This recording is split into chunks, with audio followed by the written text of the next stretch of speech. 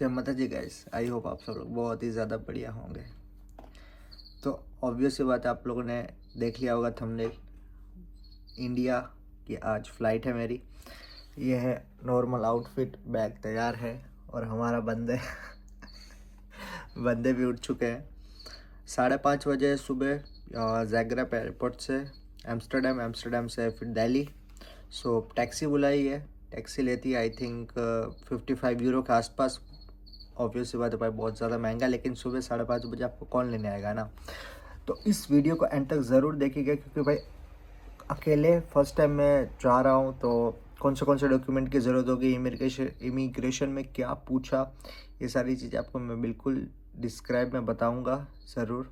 तो इस वीडियो को एंड तक ज़रूर देखिएगा। और थोड़ा बहुत मेस्ड अप है यार हमारा अकोमोडेशन, क्योंकि लास्ट सैटरडे छुट्टी नहीं थी, तो इसलिए थोड़ा सफाई करने का टाइम भी नहीं मिला। ठीक है, तो आप एंड तक ज़रूर देखिएगा और जो भी आपको समझ में ना आए प्लीज़ कमेंट सेक्शन में मुझे बता दीजिएगा। ठीक है, तो आपको नेक्स्ट जर्नी में आपको पूरा मैं बताऊंगा। बहुत ज़्यादा नर्वस भी हूँ भाई, ऑब्वियस बात है। ये भाई हमारा भी देखो कैसे चुपचाप बैठ चुका है ठीक है, एक्साइटमेंट रहती है, नर्वसनेस रहती है, तो ऑब्वियस बात है। एयरपोर्ट पे आपको पूरा एयरपोर्ट लुक दिखाऊंगा कि भाई एयरपोर्ट पे कैसा सीन है, क्या है सिनेरियो। ठीक है, तो फिर हम लोग मिलते हैं टैक्सी में। ओके, सो अब आप देख सकते हैं यार, ऑब्वियस सी बात है, हम लोग एयरपोर्ट पे पहुंच चुके हैं। ये है डिपार्चर। देखो बहुत छोटा सा एयरपोर्ट है, ठीक है, लेकिन वीडियो एक एक हर चीज़ का आपको बताऊंगा ताकि आपको ज़्यादा प्रॉब्लम ना आए और आप आसानी से सब कुछ देख लें। ठीक है, ये एंट्रेंस होता है यहाँ पर। ठीक है, इस साइड है एंट्रेंस। ओके, यहाँ से हम लोग एंट्री करेंगे, अंदर देखते हैं क्या क्या सीन है, पूरा सिनेरियो आपको ज़रूर बताऊंगा। ये आपके है ना 2 प्लेटफॉर्म है, एक नीचे आता है एक ऊपर आता है, तो आपको है ना ऑब्वियस सी बात है सब कुछ आपको देखने को मिल जाएगा। यहाँ पे ट्रॉलीज होती है, आप ले सकते हैं। मॉर्निंग की फ़्लाइट है यार, और हम लोग वैसे भी 8:20 पे हमारी फ़्लाइट फ्लाई करेगी, तो हमको कोई ज़्यादा दिक्कत है नहीं। हम लोग अभी जाके चेक इन करवाएँगे। ठीक है, और आपको दिखाता हूँ पूरा सिनेरियो क्या है। पर्सनल टैक्सी है, ये पर्सनल टैक्सी देखिए जैसे ऊपर ही आ जाती है पार्किंग करने। तो हम लोग भाई अब जाएंगे आगे अंदर। ठीक है, नर्वसनेस तो है भाई, ऑब्वियस सी बात है, नर्वस कौन नहीं होता है ना। तो भाई ज़रूर थोड़ा सा वीडियो बड़ा बनने का, लेकिन चलो कोई दिक्कत नहीं है, थोड़ा सा अगर वीडियो बड़ा बन जाता है तो। ठीक है, रजिस्टर चेकिंग देखो ज़्यादा है ना, घबराने की ज़रूरत नहीं है। मैं अपने आप को भी दिलासा देने के लिए बोल रहा हूँ, लेकिन चलिए फिर भी, है ना। मॉर्निंग की फ़्लाइट देखिए, सब लोग लाइन में खड़े हैं, हमें भी लाइन में खड़ा रहना पड़ेगा। यहाँ पे ना इतना बड़ा चार्ट होता है, यहाँ पे आपको सब कुछ दिखाई देता है। ठीक है, 8:20 को है, देखो एम्स्टर्डम वाली हमारी गेट नंबर 24 पे। ये वाली जो है ना KL एम्स्टर्डम 8:20 गेट नंबर 24 पर हम लोग अब चेकिंग करेंगे। ठीक है, देखते हैं अब क्या सीन होता है, फिर आपको दिखाता हूँ चेक इन करके। तो हम लोग अब अंदर आ गए हैं। ठीक है, अब आप यहाँ पे वेब चेकिंग कर रहे हो, यहाँ पे ना सब लिखे होते हैं B1 B2 B3। आपको अपनी ना फ्लाइट के आगे लिखा होता है B04, मैं आपको आगे दिखाऊंगा। ठीक है, आप ऑब्वियसली बात आप देख सकते हो सबकी अच्छी तरीके से। अब हम लोग बोर्डिंग लेते हैं, बोर्डिंग पास करते हैं, चेक इन करते हैं, देखते हैं आगे क्या सीनरी होता है। ठीक है यार, दोनों बोर्डिंग पास एक साथ मिल चुके हैं हमें। ठीक है, ऑब्वियस सी बात है, थोड़ा उनको बोलना भूल गया कि मुझे विंडो सीट चाहिए, लेकिन चलो देखते हैं। दोनों बोर्डिंग पास है ना एक साथ मिल गया है, कुछ नहीं होता है, सिर्फ आपको वहाँ पे लगेज देना है, अपना TRC कार्ड देना है ना, और आपको अपना पासपोर्ट देना है। टिकट भी नहीं देखने की ज़रूरत है, आप डायरेक्ट वो स्कैन करेंगे तो आपको ऑटोमेटिकली आपकी जो फ़्लाइट है ना वो आ जाती है। और आपको काउंटर जो है ना, आपको मैं बैक कैमरे से पूरा टोटली दिखाऊँ है ना, वहाँ पे B1 B2 B3 B4 ऐसा सब कुछ लिखा होता है। और जैसे कि आपको मैं एग्जांपल देता हूँ 24 है ना, ये मेरी फ़्लाइट है, यहाँ पे लिखा है B01 से लेके 05 तक आप किसी के अंदर भी जा सकते हैं ना। एम्स्टर्डम वाली है जो वो 05, ये आपके ना टिकट के अंदर लिखा होगा ऑटोमेटिकली। ये जो है ना B01 से लेके 05 तक आप किसी भी काउंटर पे जाके अपना चेकिंग करवा सकते हैं। सीधा आपको कुछ नहीं देना, आपको अपना पासपोर्ट देना है, इंडियन पासपोर्ट, और आपकी TRC कार्ड देनी है, और कुछ भी देने की ज़रूरत नहीं है। वैसे आप लुक देख सकते हैं, थोड़ा एयरपोर्ट का छोटा एयरपोर्ट है। ठीक है, आप देखिए अब हम लोग है, हमारा ये है। ठीक है, अब हमारे यहाँ पे डिटेल्स दी गई होती है, ज़ाग्रेब एम्स्टर्डम है ना, boarding number, seat number M, और हमें गेट नंबर 24 पर जाना है। और लगेज आपने दे दिया है तो अब हम लोग फ्री है। अब हम लोग जाएंगे एयरपोर्ट पे। अच्छी तरीके से बैठ के आपको और थोड़ा बहुत डिस्कशन ज़रूर बताऊंगा। ये मैं वीडियो पास में है ना, वो उसमें बताऊंगा। देखो आप यहाँ पे ना ई चेकिंग भी कर सकते हैं, है ना। आपको वैसे किसी की ज़रूरत नहीं है, सिर्फ ई चेकिंग करना है आपको। वहाँ पे अपना लगेज दे देना है और लगेज हमें डायरेक्टली हमें मिल जाएगा, सीधा का सीधा हमें मिलेगा वहाँ पर क्या बोलते हैं, दिल्ली एयरपोर्ट पे। ठीक है, अभी इमिग्रेशन होगी हमारी, देखते हैं उसमें भी क्या सीन रहता है। तो आपको डेफिनेटली मैं सब कुछ डिटेल में ज़रूर बताऊँगा। ठीक है, चलिए आप बने रहिएगा वीडियो पे। नॉर्मल चेक इन होती है ना, देखो यार अभी तक तो इमिग्रेशन हुआ नहीं है यहाँ पे। जो नॉर्मल है हमारा चेक इन होके, देखो यहाँ से ऊपर से ना आपको सारे गेट दिख जाएंगे। नॉर्मल आपको बताओ, गेट नंबर 26 ये है हमारा, गेट नंबर 24, वहाँ पे आगे गेट नंबर 25, 22, है ना। तो अभी हमको जाना है यहाँ से नीचे आप यहाँ पे बैठेंगे। आपकी जो फ़्लाइट है ऑब्वियस सी बात है यहाँ से फ्लाई होगी। नॉर्मल यहाँ पे बैठ के आपको टाइम पास करना है। अब मुझे 8:20 तक, है ना। तो यार ऐसा है, अब लगेज वगैरह सबमिट करवा दिया है। एयरपोर्ट तो बहुत ही ज़्यादा खूबसूरत है। देखते हैं क्या क्या है एयरपोर्ट के अंदर। ओह, लगता है इनका नाइस। ओह, ये है भाई क्रोएशिया की जो टीम, लुका मॉड्रिच। ये मेरा फेवरेट प्लेयर है भाई क्रोएशिया का, बहुत ही ज़्यादा। रियल मैड्रिड, ऑब्वियस सी बात है रियल मैड्रिड में है अभी, रियल मैड्रिड। अभी हम लोग जाएंगे नीचे, देखो लिखा हुआ है ऑल गेट्स, है ना। आपको है ना ज़्यादा टेंशन लेने की ज़रूरत नहीं है भाई। बार बार ऐसा मैं बोल रहा हूँ, मुझे पता है, लेकिन मैं खुद के लिए भी कर रहा हूँ ताकि मुझे ज़्यादा कुछ हो रहा। टेंशन तो होती है, ऑब्वियस सी बात है यार, क्यों नहीं होती है ना। एलिवेटर इलेक्ट्रिक मुझे अच्छा लगता है, ज़्यादा बर्डन लेने की ज़रूरत नहीं है। अभी हम लोग ये आ रहा है सब एरोमेटिक्स, ये सारी जो पॉप शॉप्स जो बोलते हैं हम लोग, देख सकते हैं। नहीं भाई, सिक्योरिटी वाले ने बोला तुम मेरी पिक्चर ले रहा है भाई, हम तेरी पिक्चर क्यों लेंगे। लेकिन सिगरेट्स भाई, लिकर्स, सिगरेट्स, टकीला, वाइन, बहुत कुछ है भाई। वैसे हम लोग एयरपोर्ट को पूरा एक्सप्लोर करेंगे यार, देखते हैं क्या क्या सीन है, क्या क्या नहीं है। टॉय शॉप्स है बच्चों के लिए, छोटे मोटे बच्चों के लिए। महंगे होते हैं भाई, ऑब्वियस ही बात है, इंडिया के एयरपोर्ट्स इतने महंगे हैं तो यहाँ पे भी कितने ज़्यादा महंगे होंगे ना। मेरा तो आपको एक सजेशन है कि भाई आप जब एयरपोर्ट के आइए तो आप ट्रैक सूट पहन के आइए, ताकि आपको ज़्यादा बेल्ट ये सब निकालने की ज़रूरत ना पड़े। कैप ऑब्वियस सी बात है निकालनी पड़ती है, लेकिन मेरा सजेशन तो ये है कि आप ना करें, है ना। तो ये एक अच्छी चीज़ रहेगी ताकि आपको भी ज़्यादा बेनिफिट हो। 20-20, 22-22 यूरो के भाई दारू है। सिगरेट्स यहाँ पे बहुत ही ज़्यादा स्मोक करते हैं।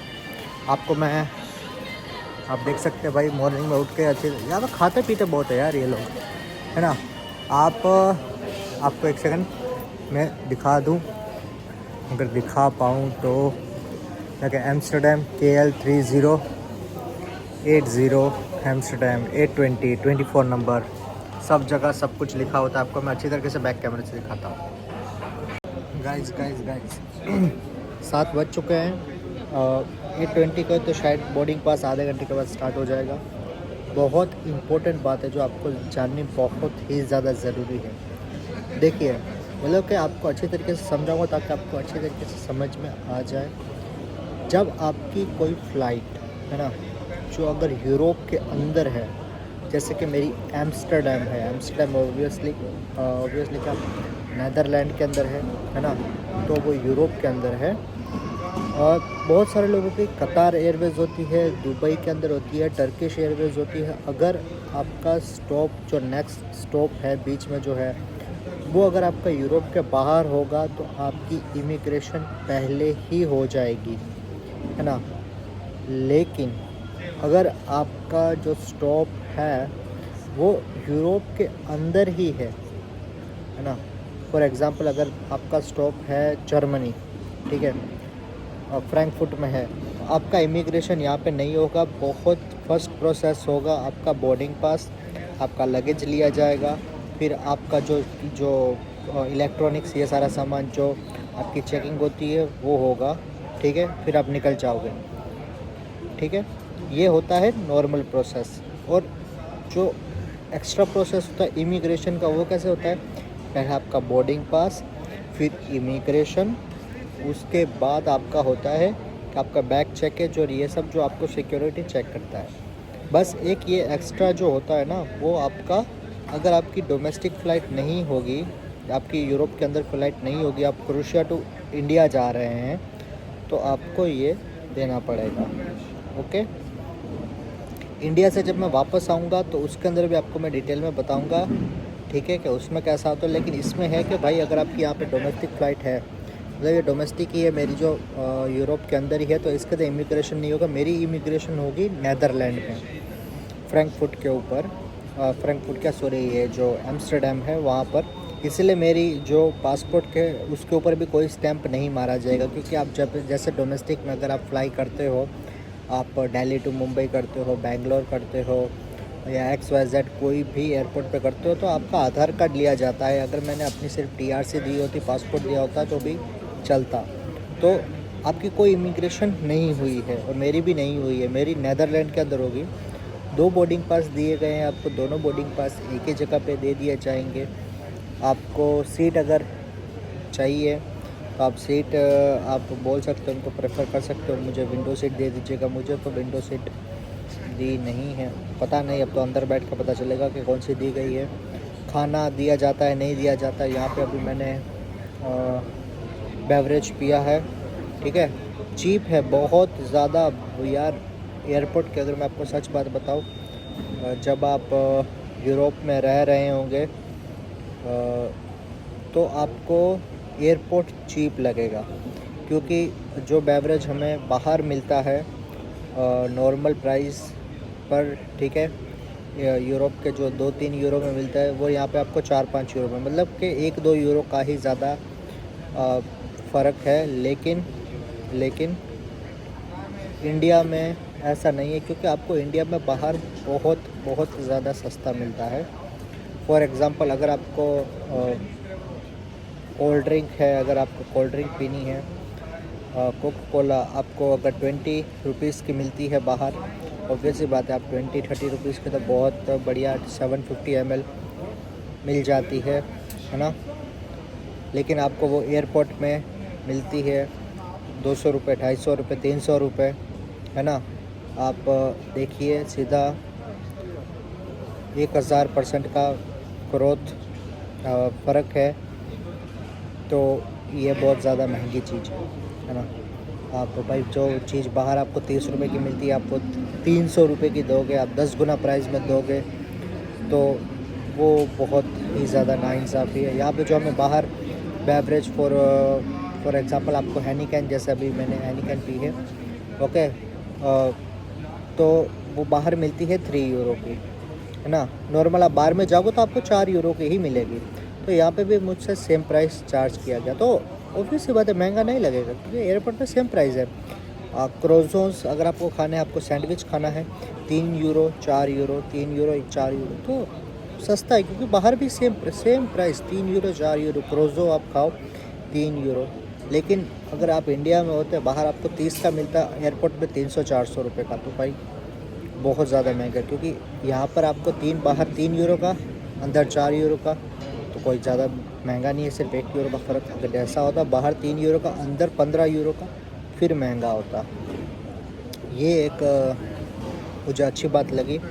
लेकिन आपको भी ये समझना बहुत ही ज़्यादा ज़रूरी है कि भाई जब भी आप डोमेस्टिक या फिर इंटरनेशनल फ़्लाइट करें, तो आपको सबसे पहले डॉक्यूमेंट्स, एक इंटरनेशनल कार्ड, ठीक है।